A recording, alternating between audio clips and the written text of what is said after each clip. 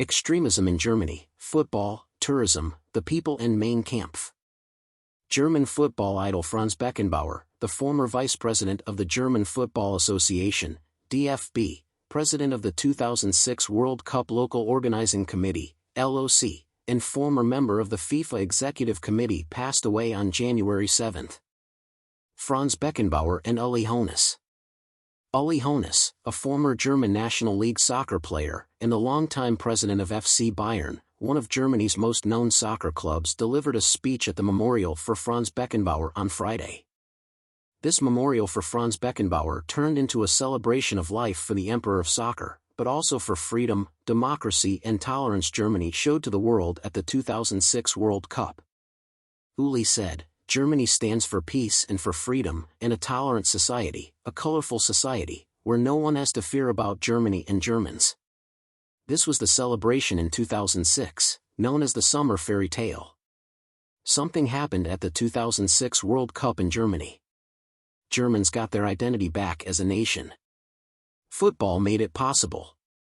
Visitors and players from countries around the globe were seen in 2006 proudly waving their flags when celebrating on the streets of Berlin. Berlin turned into a giant flag-waving party, and often police officers joined in. Uli Hoeneß said at Beckenbauer's memorial, "What happened in 2006 was the true picture of Germany." The memorial for Germany's football idol turned into a motivation for millions. What happened? Germans are seen as one of the most tolerant people in the world. They represent an open society welcoming tourists and immigrants from every corner of the globe. This reflects the attitude of the majority of the people also today. German travelers are seen as interested and respectful visitors, well-educated, and ready to learn about cultures and communicate with locals. Germans accept that tourism is a global ambassador of peace. The World Cup in 2006 allowed Germans to be once again proud of their country. It was no longer an embarrassment to show a German flag. Germans were accepted as responsible members of a free global society. When this worldview was recently threatened by a minority of fanatics, ordinary citizens broke their silence. This last weekend, massive number of ordinary citizens went out on Germany's streets in ice and snow to protest against right-wing extremists in the country.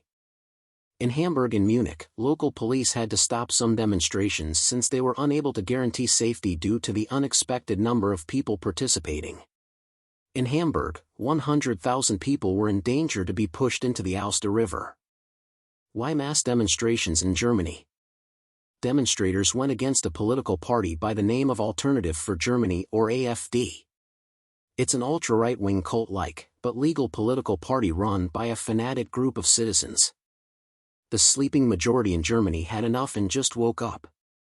German Tourism Hero Award winner and World Tourism Network member Burkhard Herboth, who is also the publisher of the World Tourism Directory and a well-known personality in the global travel and tourism industry, also a peace-through tourism activist, explains. Last week it was disclosed that members of the AfD party met in a hotel in Potsdam, close to Berlin, in November and discussed how they could get control of the government so they could deport millions of foreign permanent residents. Among those they wanted to deport were refugees, even naturalized German citizens. Also discussed was how Germany could establish a country in North Africa to become the new home for such deported from Germany, similar to Hitler's idea to deport Germans with Jewish faith to Madagascar, before he just decided to kill everyone. Currently AfD representatives are part of the German parliament, and also part of some of the state parliaments. The party has approximately 32,000 members in the country. Rival CDU, Christian Democratic Party, for example, has 402,000 members, and SPD, Social Party, has approximately 393,000 card-carrying members. Currently the federal parliament includes 78 members of the AfD party, out of 736 seats. Remigration is the slogan for ADF, which is similar to deportation. AfD has been on the radar of authorities that are responsible to protect the Constitution, but so far the party managed to maneuver within limits of the Constitution. Germany has liberal laws, so everyone can be included in politics. Claims by AfD members that they represent a silent majority in Germany were overturned this last weekend. In fact, 90% of Germans had enough, and many went on the streets to protest against AfD, and in numbers not seen before. Germany's past is catching up with ordinary citizens. The vast majority of citizens and most political leaders are united and disgusted about such fascism. Promoting Fascism and the AfD ideology even comes with a book similar to Mein Kampf. According to Herbold, no one is reading it. The people are indignant, and according to Herbold, stupidity is no longer ashamed.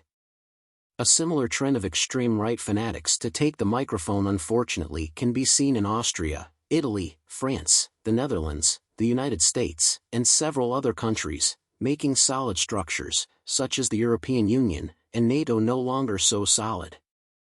The message Germans had over the weekend will hopefully set a European, if not a new global trend.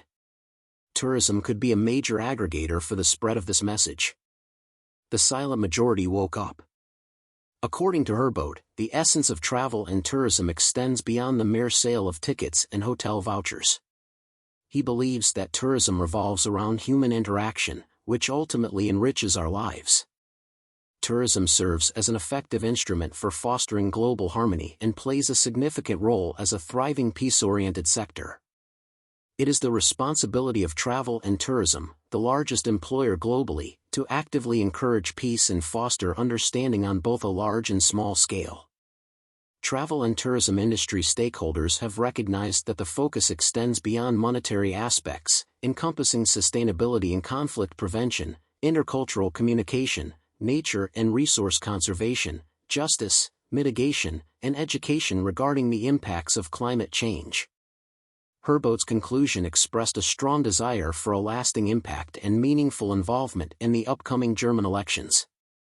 The aim is to ensure that the positive atmosphere of democracy, freedom, and a diverse Germany is accurately represented in the final outcomes.